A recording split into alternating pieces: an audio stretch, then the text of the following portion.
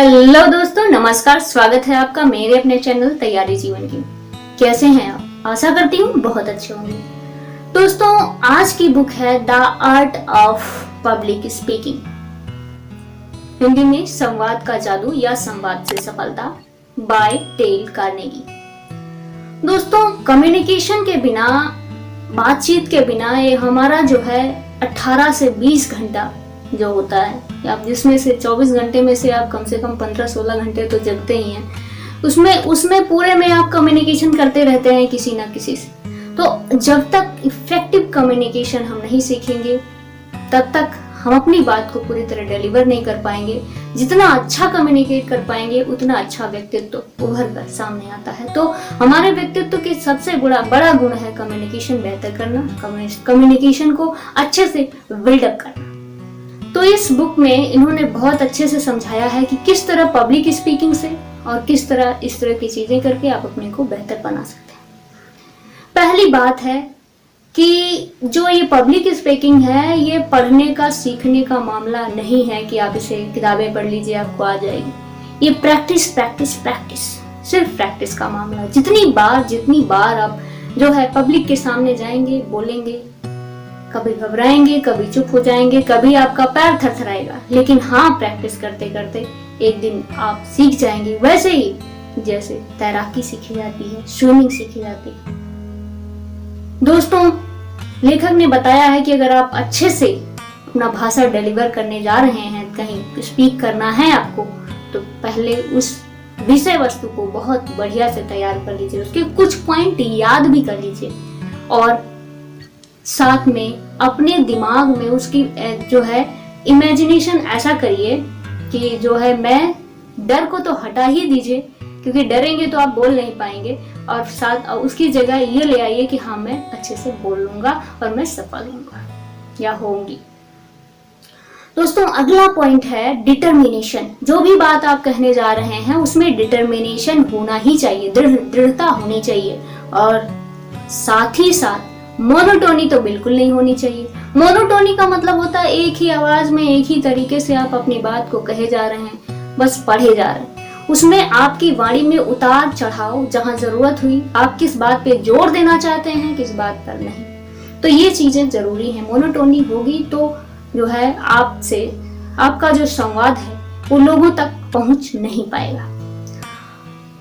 अगली बात है कि आपकी आवाज का पेस, उसी का दूसरा भाग है पेस, यानी कि स्लो फास्ट करना, और जहां जरूरत है वहां पॉज देना, रुक जाना, ये जरूरी है।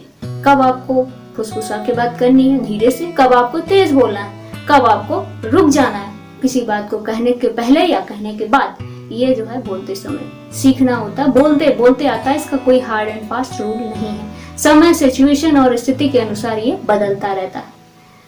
अगली बात है कि आपको अगर अपने श्रोताओं के हृदय तक पहुंचना है, हृदय तक, कि आपकी बात मानी जाए, आपकी बात लोगों तक पहुंचे, तो हमें ये देखना होता है कि हम उनकी फीलिंग को कैसे जगा दें, क्योंकि हर इंसान एक फीलिंग यानी कि भावनात्मक प्राणी है। इंसान लॉजिक से ज्यादा भावनात्मक होता है, तो उसकी भावना को खरीद दीजिए आप।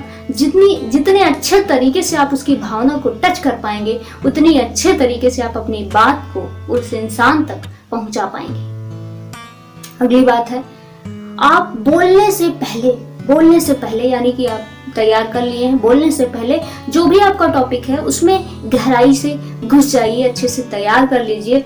और यहाँ तक देखा गया कुछ बड़े नायक नायिकाएं जो होती हैं, वो जिनकी बहुत अच्छा परफॉर्मेंस होती है, वो अपने कैरेक्टर में इस तरीके से घुस जाते हैं कि परफॉर्मेंस से पहले वो किसी से बात नहीं करते, परफॉर्मेंस की बात ही करते हैं, कारण कि वो उसी में रम जाते हैं, तभी वो उस तरह के परफॉर्म कर पाते हैं। तो हमें भी अगर बहुत अच्छा करना है तो अपने टॉपिक को बहुत अच्छे से रियलाइज करना होगा, उसको अच्छे से अपने दिमाग में, अपने दिल में उतारना होगा। उसके बाद फिर पब्लिक के सामने जब लाएंगे तब हम अच्छे से उस बात को व्यक्त कर पाएंगे। अगली बात है कि अपनी बॉडी लैंग्वेज, अपना जेस्चर, बॉडी जेस्चर, आवाज और फीलिंग, तीनों में बैलेंस का होना जरूरी है। तीनों अगर इधर उधर भाग रही हैं या कुछ ज्यादा या कम है तो पब्लिक स्पीकिंग इफेक्टिव नहीं होती। इसके लिए प्रैक्टिस करनी होगी, बोलने से पहले भी आप शीशे के सामने खड़े होके प्रैक्टिस कर सकते हैं 2 बार, 4 बार, 10 बार। जो जेस्चर ज़्यादा लग रहा है, कम लग रहा है, क्या लग रहा है, तो आप उसे कम कर सकते हैं, रिड्यूस कर सकते हैं या और ऐड कर सकते हैं। तो प्रैक्टिस से आपका एक अच्छा सा कॉन्फिडेंस भी बिल्डअप होता है कि आप बोल ले जाएंगे। तो ये बहुत ज़रूरी है।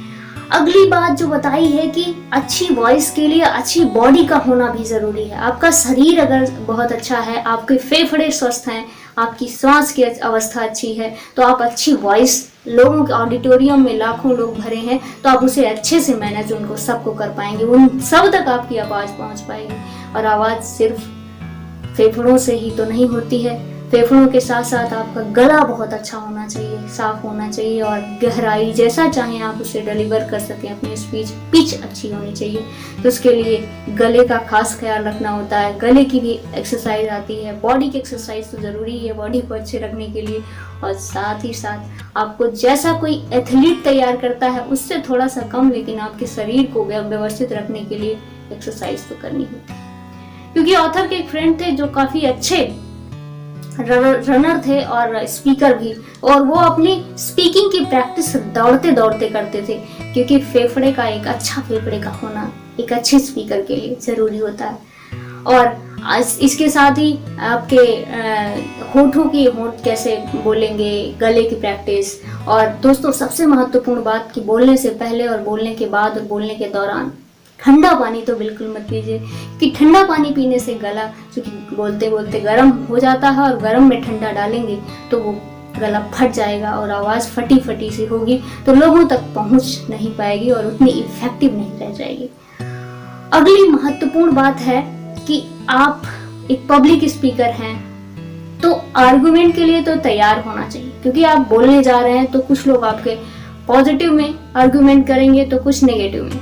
उसको आप डिनाई करना और उसका जो है जवाब देना आपको बहुत अच्छे से सीखना होगा, क्योंकि बिना इसे सीखे कोई बहुत बड़ा स्पीकर बन ही नहीं सकता। और इन सब बातों को सीख कर आप एक अच्छे स्पीकर के रूप में उभर कर सामने आ सकते हैं। तो दोस्तों ये रही बुक, एक अच्छे स्पीकिंग बनने के लिए, एक अच्छा स्पीकर बनने के लिए, the art of public speaking bye Dale Carnegie.